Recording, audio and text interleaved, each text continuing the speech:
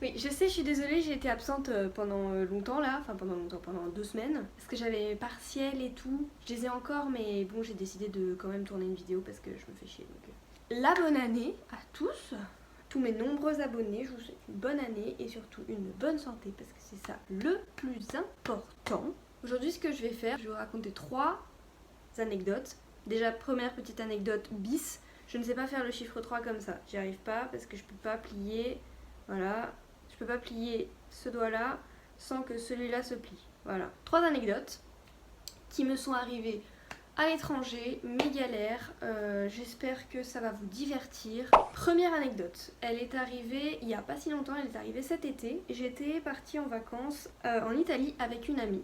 Et puis il y a un soir, on est allé voir en concert un chanteur italien. Et en fait on était à Venise et le concert était à 1 heure de route de Venise et il n'y avait pas de bus ni rien parce qu'on faisait tout en bus. Donc on avait demandé sur le groupe de l'événement du concert sur Facebook s'il n'y avait pas quelqu'un qui faisait Venise, je ne sais plus le nom de la ville parce que c'est une ville italienne donc j'ai oublié. Et coup de chance, il y a quelqu'un qui le fait et qui veut bien nous prendre et voilà. Donc on se dit super, top, on n'a pas besoin de payer un taxi parce que le taxi était au moins à 200 €, enfin pour 20 € la place de concert, on n'aurait juste pas été au concert, mais on voulait vraiment y aller. Donc on a contacté ce jeune homme, qu'on a d'abord bien stalké sur Facebook pour voir s'il était vraiment normal, si ça n'était pas, si c'était un vrai profil, si tout allait bien. Tout avait l'air correct, tout était bien. Il s'avère que le gars était complètement normal, hein. Ça n'était pas lui le problème de l'histoire. Il nous prend à Venise, enfin à Mestre, parce qu'à Venise il n'y a pas de voiture, et c'est à Mestre qu'on dormait. Bref, Mestre c'est juste à côté de Venise. Il nous prend à la gare de Mestre et il nous emmène au concert. On vit le concert, wouh wouh wouh, super, rinquinquin, on s'amuse et on rentre. On est complètement épuisé parce qu'on s'est tapé une journée de visite de Venise sous 38 degrés. Ensuite, on n'était pas rentré, on s'était pas reposé. On avait direct été à la gare de Mestre sans rentrer par notre Airbnb. Comment vous dire que pendant la route, moi j'ai dormi, vraiment dormi, parce qu'en plus je pouvais pas communiquer avec lui parce qu'il parlait que italien, donc c'était ma pote italienne qui faisait un petit peu la conversation. Et c'était elle qui pendant tout ce voyage faisait mon guide, parce qu'en fait on prenait que des bus pour aller dans les petites villes à côté, machin, et tout était en italien. Quoi, elle comprenait mieux les bus, enfin tu vois, t'as compris, moi je me laissais porter comme ça, hop, je me laissais porter. Et elle m'avait dit, y a un bus qu'on peut prendre à la gare pour rentrer jusqu'à notre Airbnb parce que le gars, il nous a déjà fait 1 heure aller, 1 heure retour au concert. On va pas lui demander de faire un détour pour nous ramener à notre Airbnb. Il nous dépose à la gare, il est minuit et demi, ma pote sort son téléphone et on commence à chercher le bus. On cherche, on ne trouve pas le bus. À un moment, on se rend compte que l'arrêt de bus est censé être de l'autre côté des voies, sauf que ça n'a pas de sens parce qu'on ne peut pas passer de l'autre côté des voies. Donc ça fait déjà 15 minutes qu'on cherche et qu'on a l'air complètement perdu. Et je vous rappelle un théorème qui marche dans chaque ville, c'est que la gare, la nuit, ça craint. Enfin, il y a vraiment que les gens que t'as pas envie de croiser. Et il y a vraiment les gens que t'as pas envie de croiser quand tu es en crop top et en short de température 39 degrés, parce que tu peux pas supporter plus que ça de tissu sur ta personne quand il fait 39 degrés. C'est-à-dire que t'es peu à l'aise en face de gars qui squattent la gare et que ça fait 3 fois que tu fais l'aller-retour et qui savent que t'es en galère. Donc il y a un moment on décide de se dire ok, on va essayer de chercher un autre bus. On commence à marcher, on marche, on s'éloigne un peu de la gare. On se dit c'est bien, on s'éloigne de la gare, mais les rues sont désertes, donc c'était vraiment difficile de se dire ok, on est en sécurité. On tourne et en fait on tombe sur un tunnel avec un gars qui était posé contre le mur du tunnel, la jambe sur le mur, comme ça, non, tu vois pas, mais bon voilà. Donc c'était soit on y allait pour avoir le bus, mais on se faisait violer chacune, soit on n'y allait pas. Donc on a fait demi-tour en marchant très vite parce qu'ils nous avaient vus, donc on voulait pas qu'ils nous suivent. Sachant que s'ils nous suivaient, enfin les rues étaient désertes à côté, donc voilà. Donc on commence à marcher très vite. On repasse devant la gare. Il y avait quelques gens normaux, tu vois, mais ils restaient pas très longtemps. Et les gars chelous étaient encore là. Donc à ce moment-là, on se dit, bon bah, on n'a plus qu'à rentrer à pied. Sauf qu'il y avait 45 minutes de marche. Dans Mestre, désert. En crop top et short, je vous rappelle, hein. Parce que ça c'est vraiment dur, hein. T'as vraiment l'impression d'être une proie facile. Genre, si j'avais eu un manteau et tout, ça change rien, hein. Ça change rien sur le fait que tu peux te faire agresser. Mais en crop top et short, tu te sens vraiment, vraiment vulnérable. Donc on commence à marcher vraiment. On marchait, vous savez, comme les marathoniens, tu vois. Genre vraiment, on marchait avec un grand M. Et sur notre tête, c'était en mode tout va bien, tout va bien, tout va bien. Mais dans notre tête, c'était ouh, à chaque voiture qui passait, on était en mode regarde droit, il va pas s'arrêter, t'inquiète, t'inquiète. Parce que vraiment, autour, toutes les rues autour du quartier de la gare, t'avais vraiment pas envie d'y être. On a tellement marché vite qu'on a mis 30 minutes. Je peux vous dire que quand je suis sortie de la voiture du gars qui nous a ramené du concert, j'étais à moitié dans les vapes.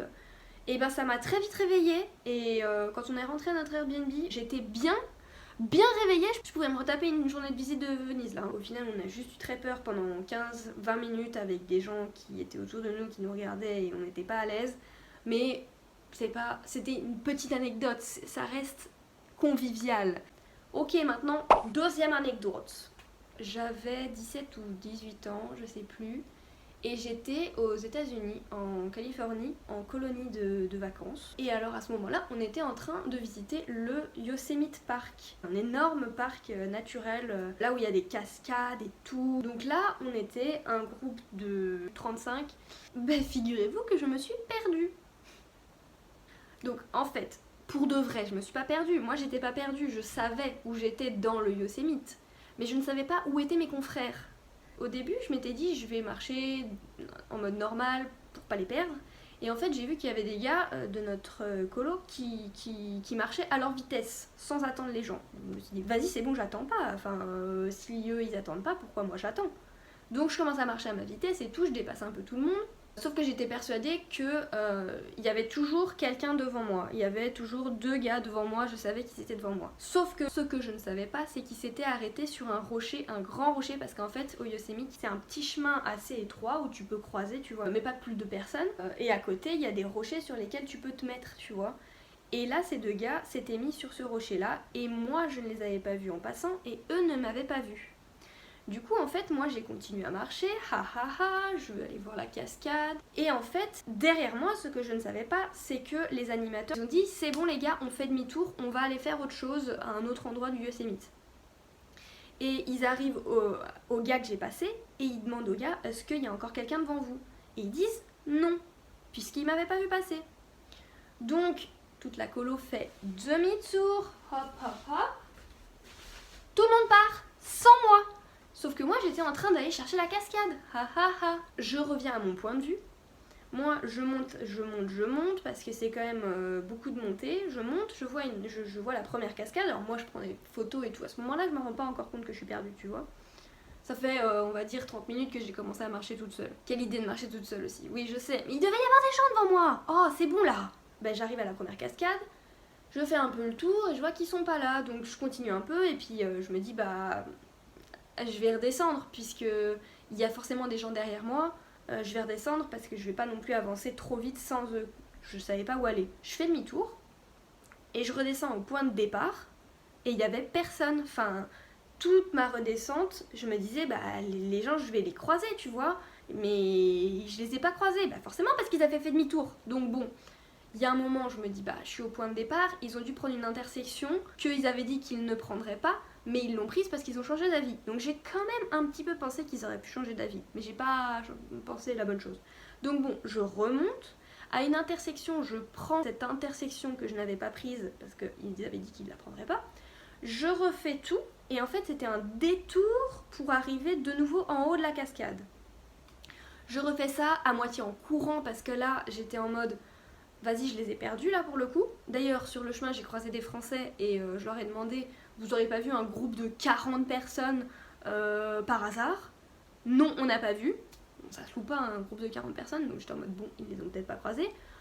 Ça me semblait bizarre parce que je devais forcément être derrière eux, parce que si j'ai commencé l'ascension après eux, du coup, parce que je suis repartie au point de départ, ils devraient être devant moi, donc les Français auraient dû les voir. Bon, là, je suis totalement perdue, j'arrive en haut de la cascade une deuxième fois. Ça doit faire 2 heures que je marche. Il y a un moment, là, je me dis, qu'est-ce que je fais? Et moi, quand je suis en situation de crise, j'appelle mon père ou ma mère. Voilà, je suis une enfant, je suis désolée, je le dis, j'appelle mon père ou ma mère. Là, il était environ 15h à la plage horaire San Francisco ou je sais pas quoi. Donc, il devait être 2h du matin en France. Donc, je me dis, je vais appeler mon père. J'appelle, bingo, il dormait pas. Ouais, allô papa, je crois que je suis perdue. Et donc là, mon père me dit, d'accord, c'est-à-dire tu crois que tu es perdue? Oui, ben en fait, ça fait 2 heures que j'ai pas vu le groupe. Du coup, il me dit, bah c'est super Salina, mais qu'est-ce que tu veux que j'y fasse en fait? Donc je lui dis, bah je sais pas, en fait je lui raconte un petit peu toute l'histoire et il me dit, ben, et t'as essayé de les appeler et tout. Et oui, petit détail que j'ai omis de dire, c'est que en fait, tout en bas du Yosemite, enfin du parc Yosemite, il n'y a pas du tout de réseau. Donc là où t'arrives et tout, t'as pas du tout de réseau. Et moi, vu que j'étais en haut, j'avais du réseau. Donc je pouvais essayer d'appeler, j'envoyais des snaps à toutes mes amies. Moi, ça me m'était remis. Mais elle pouvait pas les ouvrir. Ou alors elle pouvait les ouvrir, mais elle pouvait pas me répondre. Et j'essayais d'appeler les accompagnateurs, mais ça répondait pas. J'envoyais des SMS, ça répondait pas. Parce qu'ils voyaient, ils recevaient, ils avaient assez de réseau pour recevoir, mais ils n'avaient pas assez de réseau pour me répondre. Donc moi je pensais que j'allais me faire manger par un ours bientôt. Donc je raccroche avec mon père, je me dis bon bah il peut pas m'aider. Et je continue à prendre des petites photos comme ça par-ci par-là, parce qu'il faut quand même apprécier le voyage. Et en fait je décide de monter en haut de la deuxième cascade. Donc je monte et tout, ascension, bidule, ça me prend quand même 1 heure. Et en haut de la deuxième cascade, il y a une grande intersection. Et enfin, il y a pas moyen que je sache où est-ce qu'ils ont été, tu vois. Et du coup, je décide de finalement redescendre. Et puis, arriver tout en bas. Vraiment, quand je suis arrivée tout en bas, je me dis, ah mais il y avait un petit accueil en haut. J'aurais pu demander à la personne s'ils n'avaient pas vu passer des gens. Et du coup, qu'est-ce que j'ai fait? J'ai tout remonté. Je suis vraiment débile, hein. Je suis débile, parce que la montée, elle tape bien 45 minutes et c'est 45 minutes d'escalier, tu vois. Donc je remonte tout. Donc là, ça fait 3h30, enfin quelque chose comme ça, 3h30, 4h. Et en fait, le guichet était fermé. Donc bon, alors là, je me dis, bah... Je fais un peu un tour des petits sentiers qui partent en étoile comme ça, mais je me dis, mais là, c'est laisse tomber, enfin, j'ai jamais les retrouvés. Donc je décide de redescendre tout en bas au point de départ. Là j'étais vraiment en train de me dire que j'allais dormir là dans un sac de couchage à côté de 2 rangers en attendant que le directeur de la colo vienne me chercher. Et en fait j'arrive au point de départ et bien sûr il n'y a personne. Ça fait je pense 4h30 que j'y suis, il doit être 18h. Là, il faudrait quand même penser à retrouver le groupe. Là, je me dis, mais pourquoi j'ai décidé de marcher si vite? Sur la route que j'ai prise pour retourner au parking, il y a un arrêt de bus où en fait je vois une accompagnatrice et le directeur de la colo, les yeux dans le vide. Genre moi, quand je pense à ma vie, tu vois, genre complètement dénuée de tout espoir de me retrouver. Et en fait, je me dis, oh putain, nique ça. Donc j'arrive devant eux, dégoulinante de sueur parce que j'ai pas précisé mais il faisait 35 degrés, hein. J'ai marché 4h30 sous 35 degrés et j'avais plus d'eau parce que bien sûr j'avais une petite bouteille d'eau comme ça, bref. Et là ils tournent la tête et c'est comme s'ils avaient vu la Vierge, vraiment. Et ouais, t'étais où, rinquinquin, bidule, mais je vous cherchais, là, j'essaie de vous appeler, bref. Tout ça pour vous dire que je pense que moi j'ai flippé pendant, on va dire 1 heure, la dernière heure, tu vois, parce que là vraiment je les trouvais plus. Au début j'appréciais quand même un peu ma vie. Eux ont dû flipper leur mère parce que perdre quelqu'un dans un groupe que t'as sous ta responsabilité, ça doit être ouloulouloulou les problèmes avec l'organisme qui organise la colo. Et petit point bonus, j'ai empêché mon père de dormir pendant les 3 heures où j'étais perdue. Donc bon voilà, moi quand je suis dans la merde, je mets tout le monde dans la merde. Vraiment, il n'y a pas que moi. Il y a tout le monde qui est dans la merde. Troisième anecdote. Ça se passe à Manchester. J'étais partie voir une amie qui était en Erasmus. J'arrive le matin, elle me fait un peu visiter la ville la journée. Et en soirée, il y avait l'anniversaire d'un de ses potes qui était en Erasmus. Et du coup, bah, on décide d'y aller. Et en fait, elle me dit, bah non, on va pas en boîte, enfin, ça sert à rien que tu prennes ton argent ni rien, juste prends ta carte d'identité. Sauf que j'allais pas prendre un sac pour ça, tu vois, du coup je lui dis, bah mets dans ton porte-monnaie parce qu'elle de toute façon elle avait son porte-monnaie. On arrive chez le dit ami qui avait son anniversaire ce jour-là. Hop, on commence à boire des coups, tout va bien, ha ha ha, on s'amuse bien, ouloulou, qu'est-ce que c'est drôle. Et il y a un moment, on décide, moi et ma pote, après quelques coups dans le nez, je vous l'accorde, on va dire qu'on rigolait pour rien à ce moment-là. Attendez, parce qu'il y a des gens qui m'envoient des messages.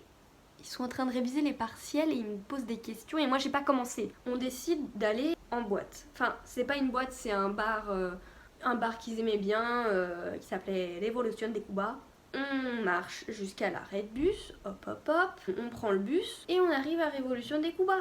On fait la queue et à l'entrée ils nous demandent nos cartes d'identité. Ma pote prend son porte-monnaie, elle donne sa carte d'identité et elle cherche ma carte d'identité. Pas de carte d'identité. Ok. Après coup, on a analysé la situation avec ma pote et en fait, à l'arrêt de bus, c'était un porte-monnaie qui s'ouvrait comme ça et en fait, elle a ouvert son porte-monnaie et sa carte de bus est tombée. Et en fait, on a toutes les deux sauté sur la carte de bus et je pense que ma carte d'identité est tombée en même temps et on l'a pas vue et on est parti dans le bus et ma carte d'identité est restée là sur le trottoir. Sauf que ma pote décide d'ajouter une pièce au puzzle, c'est qu'elle a vraiment trop envie de pisser.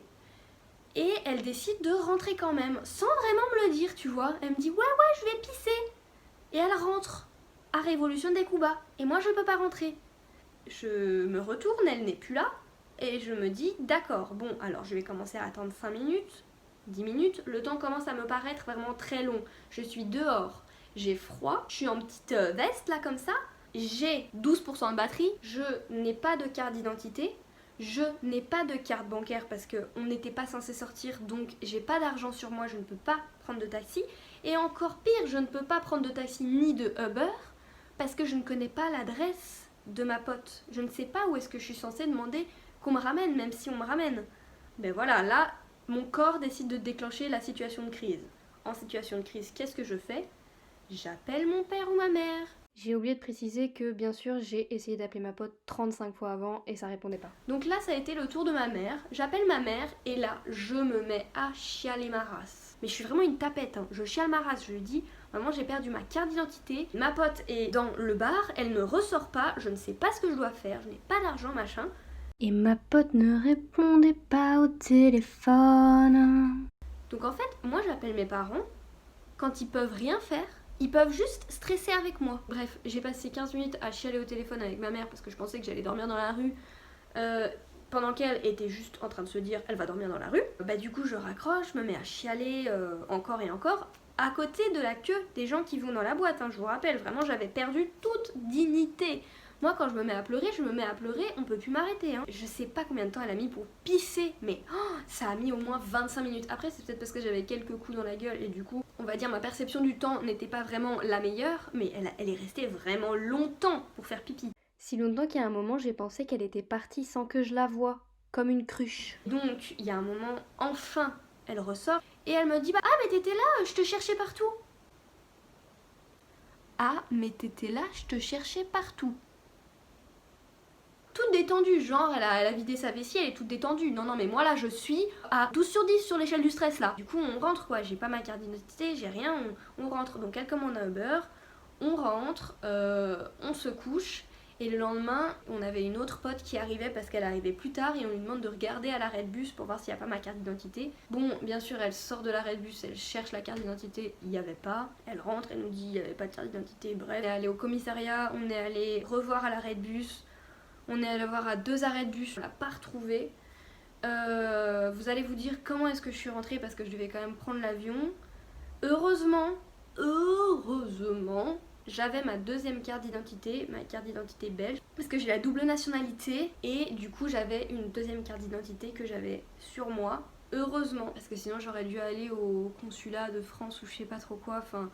Ouah, ça aurait été une galère. Bon, finalement tout est bien qui finit bien, je suis rentrée, c'est quand même des petites histoires où tout est bien qui finit bien. Hein. J'ai pas non plus une vie où au final je me suis fait séquestrer 2 heures dans un coffre et puis j'ai réussi à sortir en donnant des coups, en faisant des messages morses. Hein. Non, j'ai quand même une vie assez anodine. Les morales de l'histoire, c'est toujours regarder si vos bus roulent quand c'est des bus qui partent de la gare à 2 heures du matin. Ne jamais décider de marcher plus vite que votre groupe en pensant qu'il y a quelqu'un devant, parce que ce quelqu'un devant s'est peut-être arrêté sur un rocher pour faire un pique-nique. Ne jamais donner votre carte d'identité à quelqu'un d'autre que vous. Et ne jamais décider de ne pas prendre d'argent en se disant on va aller chez quelqu'un, il n'y aura pas besoin d'argent. Non, non, non.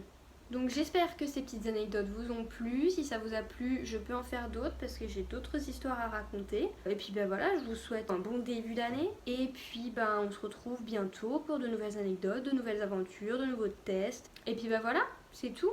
Bisous!